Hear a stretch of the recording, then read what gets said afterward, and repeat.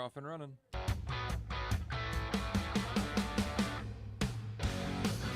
It's 5:05 and welcome into a Thursday edition of the Carolina Journal News Hour on Charlotte's FM News Talk, 107.9 FM, WBT. I'm Nick Craig. Good morning to you.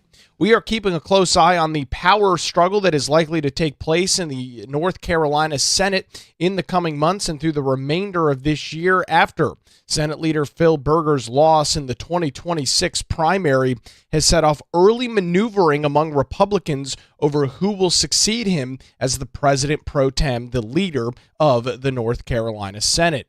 Berger, the Republican from Rockingham County, has served as the president pro tem since 2011, making him the chamber's longest-serving leader.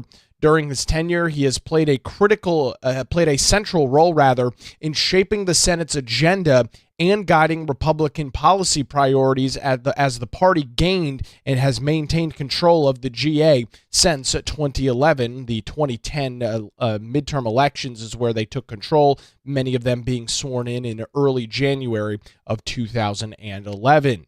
Senate leadership has remained unusually stable for decades. Mitch Kokai, who is our senior political analyst over at the John Locke Foundation, said, quote, "The Senate President pro temp job has emerged over the past 3 decades as a major power position in North Carolina politics, with just 2 men, Democrat Mark Basnight and Republican Phil Berger, holding the post since 1993. Many might label the top Senate leadership post as the most powerful job in state government." The timeline for selecting his successor does remain unclear. While discussions about potential candidates have already begun, it is not clear yet whether a leadership vote will take place later in the 2026 session, the short session that we're in right now, or be deferred until the start of the next legislative term in January of 2027.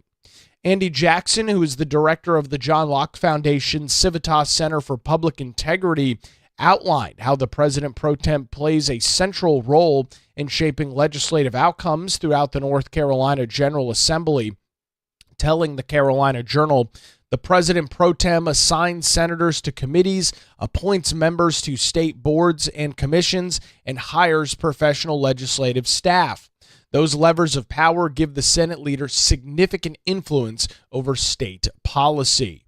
The transition also raises questions about the extent of Berger's successor's influence and how candidates may distinguish themselves from current leadership. Mitch Kokai said that it remains unclear whether Berger's successor will wield the same level of influence and power over state government, saying it's not clear that the next Senate leader will wield the same amount of power as either Basnight or Berger, but it's clear that the next leader will have a chance to play a major role in shaping North Carolina public policy for years to come. He also noted that the Political Balancing Act is facing these potential candidates, saying, quote, "Those who are interested in the post will have to be careful. While Berger is still in office, it would be unwise to spend too much time talking about making significant changes in Senate operations. But it is likely that candidates will have to differentiate themselves from the current leadership team in some respects. Unless a candidate stakes out a position as Phil Berger 2.0, he or she will have to explain any plans to make the Senate a better place than it is today." Based on their own comments and Carolina Journal's conversation with political insiders, several Republican senators have emerged as potential contenders or have at least signaled their interest in those positions. We'll start off with Senator Ralph Heiss. He, the Republican out of Mitchell County, a longtime ally of Berger. Heiss maintains a strong position within the Republican caucus with veteran lawmakers. The current deputy president pro tem has already stated that he intends to seek the role of Senate leader, Senate president pro tem in the months to come. Heiss recently told North Carolina Insider, quote, "I will put my name forward for consideration by our caucus. However, my focus right now is the continuation of this session under Phil's leadership and honoring his service to North Carolina. The session for the season for deciding the next president pro tem of the Senate is after we have concluded our work for this session." Heiss is serving his sixth term representing Senate District 47, which includes portions of western North Carolina.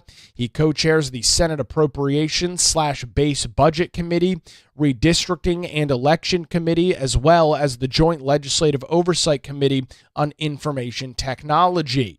He has also played a leading role in the legislature's most recent redistricting efforts. We heard a lot from Senator Ralph Heiss when that debate and conversation was going on throughout parts of the latter parts, I should say, of 2025. Another individual throwing their hat into the race, Senator Mike Lee, the Republican from New Hanover County, where he currently serves as the Senate Majority Leader. His role places him at the center of the chamber's policy and messaging efforts. He has been a member of Senate leadership for several terms and continues to work closely with top Republicans on legislative priorities. Lee represents a competitive swing district, however, a factor that many are saying could weigh into leadership considerations. In a statement on social media just the same day, or the day after, I should say, that in which Senate Leader Phil Berger officially conceded the race to Rockingham County Sheriff Sam Page in that very close primary in the portions of northern Guilford and Rockingham County, Lee acknowledged ongoing discussions about Senate leadership and signaled his interest in the role, writing in a post on X, quote, "For more than 2 decades of service, including 15 years as president pro tempore, Senate Leader Berger has led with discipline, integrity, and an unwavering commitment to North Carolina. His impact on our state and our institution will be felt for generations. I am aware that conversations have begun about future leadership of the Senate. I respect those who are engaging in those discussions, and I am prepared to step forward to provide the leadership needed to meet the challenges ahead and to guide the Senate into the next chapter. But today is not about the next chapter. It is about recognizing and appreciating the extraordinary leadership of Senator Berger. There will be an opportunity and an appropriate time for those discussions. For now, we pause to thank a leader who has given so much to this state and to the Senate." That was written back on March the 25th and posted on X by Senator Michael Lee's official social media account. On to Senator Todd Johnson, the Republican from Union County. Johnson, unlike Heiss and Lee, is a newer member of the chamber and is not closely aligned with Berger's inner circle. He has drawn widespread attention for his vocal opposition to school closures during the COVID-19 pandemic, with Johnson also indicating he plans to seek the role of the president and leader of the North Carolina Senate. Though his name is not an immediate focus, it remains on the upcoming session and passing a budget. In a recent interview with Brett Jensen right here on Charlotte's FM News Talk 107.9 WBT, Johnson said, quote, "There will come a time later in this session to transition more into this race, and I do plan to throw my name in. I am very interested in the position. But for now," Johnson said, he is, quote, "hyper-focused on coming into session and getting a budget across the finish line." Johnson praised Berger's tenure, but also noted some significant policy differences, saying Senator Berger has been a great servant to this state for many years and was able to do some amazing things. "I don't agree on everything, but North Carolina has been in a great position for the past 16 years because of his leadership." Some other individuals who have not formally announced their bids, but there is some chatter happening, include Senator Amy Galey, the Republican from Alamance County. While she has not formally announced that bid, her name is also set to be considered, insiders have told Carolina Journal. Galey is a member of the Senate leadership team and a very close ally of Phil Berger. She has been involved in advancing key Republican priorities and could represent some level of continuity within the chamber's existing leadership structure. If selected, she would be the first woman to serve as the Senate President pro tem. Final individual we are talking about this morning, Senator Brent Jackson, the Republican out of Sampson County. While Jackson has also not publicly announced a bid for the position, sources within the North Carolina Senate told Carolina Journal that his name has been mentioned as a potential contender. He brings a strong base in eastern North Carolina, particularly within the state's agricultural community, which does remain the state's largest business. Jackson has served as one of the Senate's key budget negotiators and has helped shape spending decisions within Raleigh. While he has not been part of the chamber's top leadership in recent years, his influence and regional influence could factor into any leadership discussion and decision that takes place. The leadership transition comes as lawmakers face several high-stakes policy issues, including finalizing a state budget, managing the ongoing rollout of Medicaid expansion, and addressing education policy, as well as larger policy debates. Differences between the North Carolina House and Senate on those issues have already surfaced in recent sessions, with Dr. Andy Jackson telling the Carolina Journal, "Whomever fills this position will heavily influence what policies are advanced in the General Assembly. The main reason that the legislature did not pass a budget last year was a conflict between the Senate and House leadership." A change in Senate leadership could also affect how negotiations unfold between the new chambers, particularly on those major issues like budgeting and policy disagreements that have stalled legislation in the past. While Heiss, Johnson, and Lee have emerged as early frontrunners to succeed Berger, insiders tell Carolina Journal that the field remains very fluid, with key decisions on timing and Republican caucus support remaining unsettled. The General Assembly's legislative session is expected to begin coming up here in just a couple of weeks on April the 21st. And again, it is not immediately clear as to how quickly these conversations will begin to take place. However, it is something that we are tracking very closely over on our website, carolinajournal.com, and here on the Carolina Journal News Hour. We'll bring you the latest as soon as we get more information. It's now 5:17 on the Carolina Journal News Hour, Charlotte's FM News Talk, 107.9 FM, WBT. We will head on over to the traffic center, get a look at the roads on your Thursday morning commute with Boomer Von Cannon. Hey, thank you.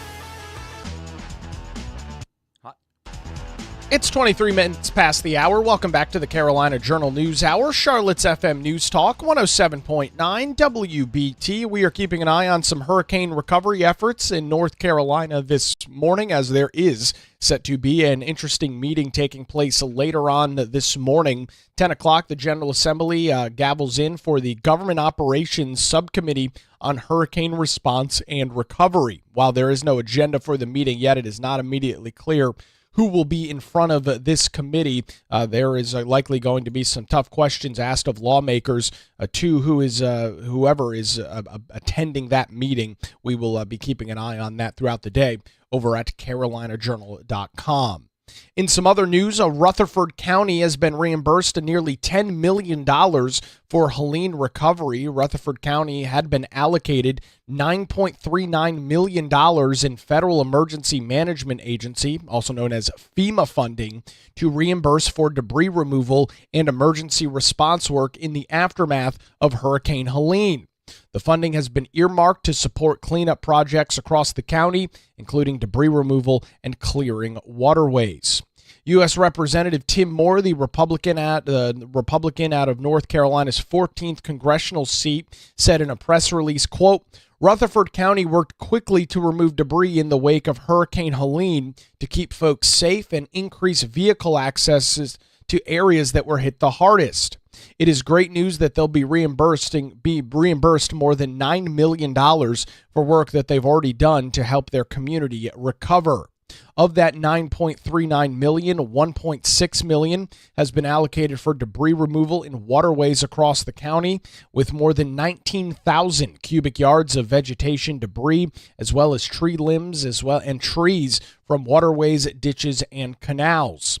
That work restored flow in critical water channels and addressed initial safety concerns following the storm. That project was funded with 100% federal cost sharing, meaning that while the county had to expense those dollars, $1.6 million immediately, the federal government has given them 100% reimbursement. An additional $3.7 million was also allocated for the removal of debris across roads, public property, and right-of-ways. With this, more than 75,000 cubic yards of limbs, trees, and vegetation debris are supporting ongoing recovery efforts and restoring access through the county. That project is funded at a 90% federal cost share, with the total cost there being $4.16 million, the county responsible for 10% of that funding. Finally, making up our nearly $10 million, $4.03 million is allocated for the continued removal of debris in waterways during later phases of hurricane recovery. That project included the removal of more than 20,000 cubic yards of hazardous trees and vegetation debris from continued waterways throughout the county. That is also a 90% federal cost share, with the final total cost of $4.48 million. All three of those projects are funded under Section 407 of the Robert T. Stafford Act. This announcement follows a March the 25th letter from North Carolina's Republican delegation to the brand new Secretary of the Department of Homeland Security, Secretary Mark Wayne Mullen, urging him to release pending FEMA funding that is designated for Hurricane Helene. Additionally, $3.57 million in FEMA funding was awarded to Burke County in early March, allocated for flood mitigation and Hurricane Helene recovery efforts. Burke County also falls within Congressman Tim Moore's district. So one of the things that we have been keeping a very close eye on over the last year is the unfortunate slow trickle of money from agencies like FEMA at the federal level into many of the counties, many of the areas in western North Carolina that were hit so hard from the devastation of Hurricane Helene. Crazy to think that with the storm affected those areas more than a year and a half ago. We'll be approaching that 2-year anniversary of the event coming up in September of this year. Obviously, a lot of work still to be done at FEMA and under DHS to continue to get money flowing out of the feds into the local governments here across the state of North Carolina. Also, a lot of work continuing at the statewide level as well. As I mentioned just a couple of minutes ago, the North Carolina General Assembly's Government Operations Subcommittee on Hurricane Response and Recovery is meeting at 10 o'clock in Raleigh today.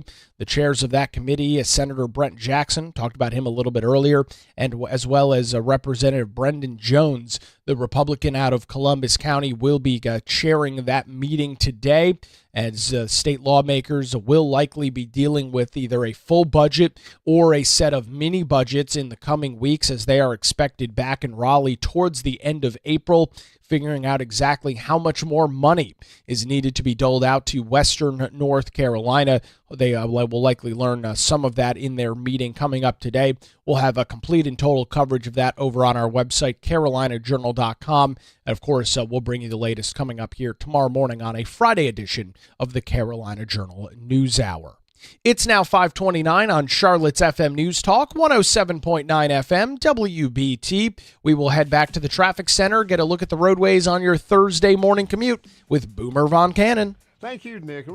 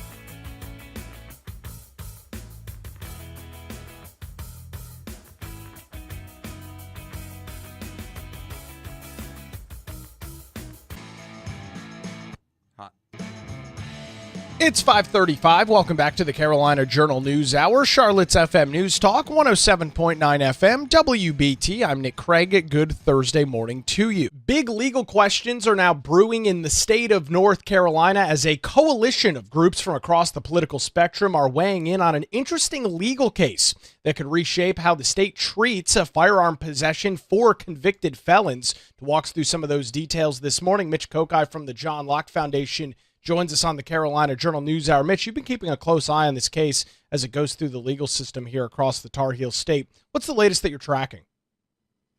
This case, Nick, has now reached the North Carolina Supreme Court, and we have a defendant, a fellow named Eric James Ducker, who wants to challenge North Carolina's law banning firearm possession by felons. He's been ruled against in the lower court levels, including the State Court of Appeals, had a unanimous opinion against him, saying that North Carolina's law against firearm possession by felons complies with all of the Supreme Court Second Amendment precedents. Ducker disagrees. Ducker is challenging this. He's saying that, look, based on what the U.S. Supreme Court has said in the Bruin case and in the Rahimi case, which came out a couple of years later, means that for a state gun restriction to stand, it really has to be narrowly tailored, and there has to be a very close review over whether the law actually infringes on someone's Second Amendment rights. And as this case now is proceeding to the North Carolina Supreme Court, the defendant, Ducker, is getting some interesting help. First, we saw a friend of the court or amicus brief come in from two groups that don't always work together. They occasionally do, but they're on different political sides. The ACLU of North Carolina, which often deals with liberal and left of center issues, and the Cato Institute, which is a libertarian group. So the ACLU wrote a brief, and Cato supported the brief, joined the brief, basically supporting Ducker, the defendant, and saying that in this case, the Court of Appeals opinion did not follow the correct procedure and should have done much more to see whether Mr. Ducker's rights were violated. One of the things that came out during the course of this was that he was convicted in 2023, and it was based on the fact that he had been convicted of a felony back in 2009, so 14 years earlier, for attempted fleeing arrest. So not necessarily a violent crime, certainly it was a felony, but not a violent crime, and then later was convicted of a misdemeanor in 2018. And the argument is that perhaps this is not the type of felony crime that should force a person to be able to give up Second Amendment rights. So that is one of the arguments that was made. Then after that initial brief from the ACLU and the Cato Institute, we saw another brief a few days later from Grassroots North Carolina, which is North Carolina's leading state-level gun rights group. You've got the NRA, that's the big national group, but the big North Carolina group that has pushed over and over again in recent years for less restriction on gun ownership and more rights for gun owners has been this group, Grassroots North Carolina. And that group is also supporting Ducker, saying that basically the opening of their brief is that because of over-criminalization and over-regulation, there can be a lot more opportunity for someone to be convicted of a felony. And that doesn't necessarily mean that all of those people should have their gun rights taken away. And that, like the ACLU and like the Cato Institute, Grassroots North Carolina believes the appeals court did not follow the proper procedure to see whether North Carolina's law was too overbroad in blocking all felons from being able to possess guns. And Mitch, you just highlighted on this because the argument, as I understand it, essentially in this case hinges on the fact of non-violent felonies that are committed by individuals, as you noted in this case, an individual fleeing law enforcement, which I will accurately say is probably never a good idea as it relates to trying to get on with your day-to-day life. but this would be a situation where we're talking about a nonviolent felony, no battery, no assault, nothing of that nature that rises to the level of, oh, this is a dangerous person that should not potentially have the right to bear arms and have those Second Amendment rights. Is that how I'm understanding the case as it's laid out? Yes, and I think there would be a possibility for someone to argue that maybe perhaps this crime, which is a felony, and nothing within the court documents is saying that shouldn't have been a felony, but I think there could be an argument that perhaps this type of crime would be one that would disqualify someone from owning guns, but that the appeals court didn't really go through the type of review that would show that this is the type of crime that should disqualify people from gun ownership. Basically, the appeals court's opinion was that North Carolina has a legitimate interest because of public safety in stopping felons from owning guns. And that is something that has been a long tradition in North Carolina. And what the arguments from the ACLU, Cato, and Grassroots North Carolina are essentially is that this is not the way that things are supposed to be reviewed in the post-Bruen world. And we're talking about BRUEN, which is the Supreme Court precedent from 2022, that after that ruling came out, that courts have to be very careful to see whether a particular restriction on gun ownership is taking away Second Amendment rights in a way that is unconstitutional. And that for a court to be able to make that judgment, it's very case specific, and there has to be a very stringent review of what's being done. So my guess is, had the appeals court said, all right, we're taking a very close look at the specifics of this case, and we believe that this felony conviction of fleeing to elude arrest is the type of crime that should stop people from having guns, you might still see an appeal, but you'd have a very different argument from these groups, and perhaps not all three groups would go along with this and say, all right, well, the appeals court gave a very detailed review, explained why they thought this was the type of felony that should disqualify someone from a gun, and so that's fine. What the basic argument is that the appeals court got it wrong in how this has to be reviewed, and that there are certain types of felonies, and probably at least some of the folks who are backing Ducker would say that this is a felony that should not force someone to have to give up their gun rights. Mitch, and obviously some of this is still probably pretty far away, but if the state's highest court, if that's what we're talking about, the North Carolina Supreme Court, if they ultimately decide to side with Ducker on this case, what would this be just relevant for him and his conviction? Would this have sort of a trickle-down effect for other nonviolent crime as it relates to felonies across the state? What are the real-world implications of something like this? It really would depend on how the Supreme Court wants to write the argument. We've seen in some other cases where the Supreme Court rules in favor of a plaintiff but doesn't really give any kind of definitive reasoning. They basically just kick it back to the trial court or the Court of Appeals and say, you got it wrong. Look at what we said in this other case and try again. If it's that type of ruling, then we really don't know what the long-term implications would be. But the Supreme Court could take advantage of this if it wants to change the rules, and maybe the Supreme Court doesn't. Maybe the Supreme Court says, no, the appeals court got it right, and we're just taking this case to affirm that the appeals court got it right. But if they want to change the rules, what they might want to do is say, look, we are looking at the U.S. Supreme Court's ruling in the Bruen case as modified or enhanced by the Rahimi case. And based on that, this is what a trial court needs to do now if you have a felon who has been charged with owning a gun as a felon. And this is what you would have to do to say that this charge can stand. Or potentially the Supreme Court could also decide that the existing law as it is unconstitutional, and that would force the General Assembly to go back to the drawing board and come up with something that would withstand constitutional scrutiny. So the answer to your question really is going to depend on how the Supreme Court decides to address this case and whether it wants to use it as an opportunity to really spell out what North Carolina's laws on gun ownership mean, or whether they really are just going to kick it back to a lower court and say, you got it wrong, now get it right.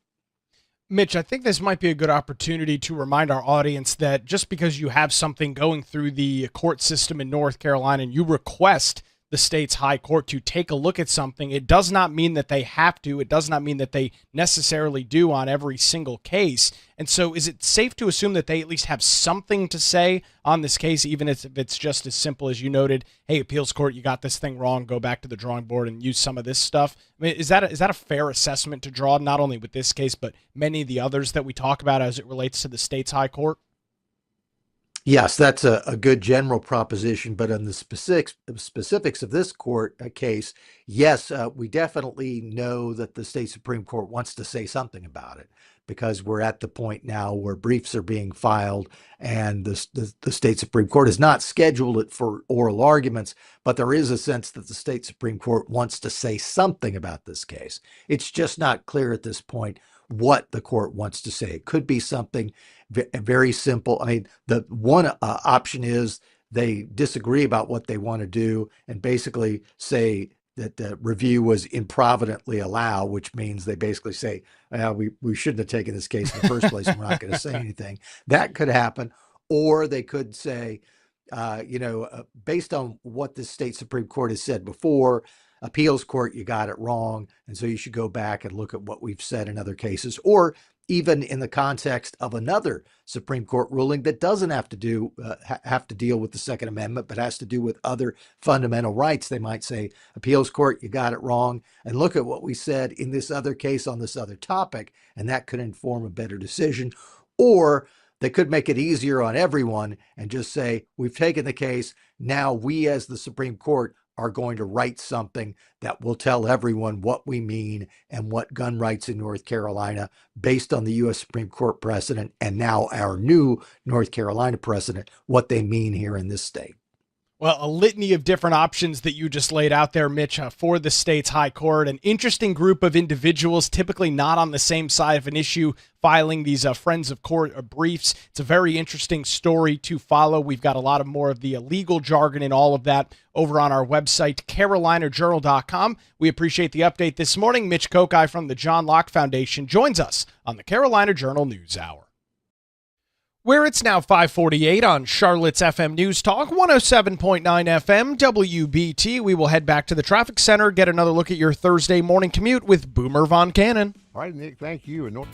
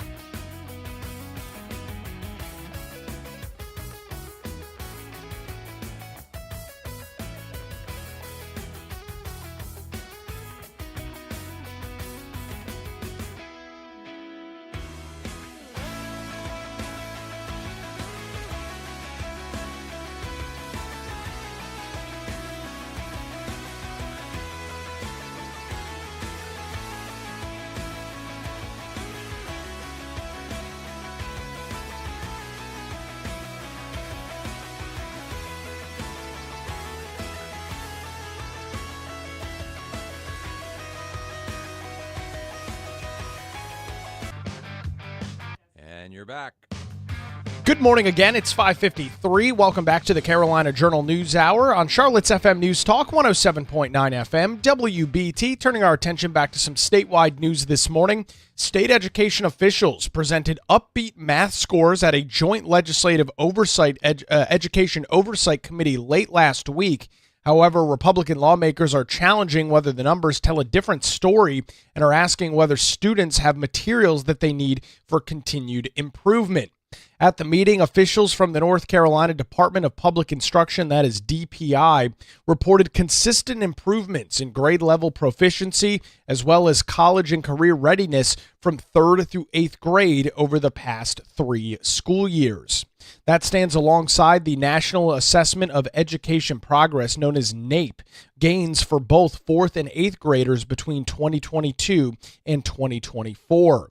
The percentage of 4th graders scoring at or above proficiency on the NAEP score rose from 35% in 2022 to 41% in 2024, while 8th grade proficiency climbed from 25% to 31% over the same period. Dr. Christy Day, who is the director of the Office of Teaching and Learning at DPI, said, "We're not where we want to be, but progress is happening."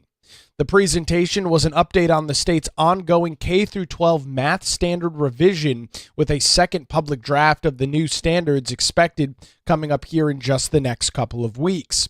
But committee members were quick to reframe those numbers. Representative Hugh Blackwell, the Republican from Burke County, pointed to DPI's own presentation, showing that college and career readiness is declining as students move through the system, from roughly 40% of 3rd graders performing at the level they need to around 30% of 8th graders, with Blackwell saying during the committee hearing, quote, "That does not seem to be positive to me." He also noted that the data begins in the 22-23 school year, the height of the COVID recovery period, noting the fact that we're growing maybe from the COVID period is not exactly reassuring to me. He also pressed DPI officials on the ACT results, noting that roughly a third of North Carolina's 11th graders score at college and career-ready level on the exam, meaning 2/3, well, they don't.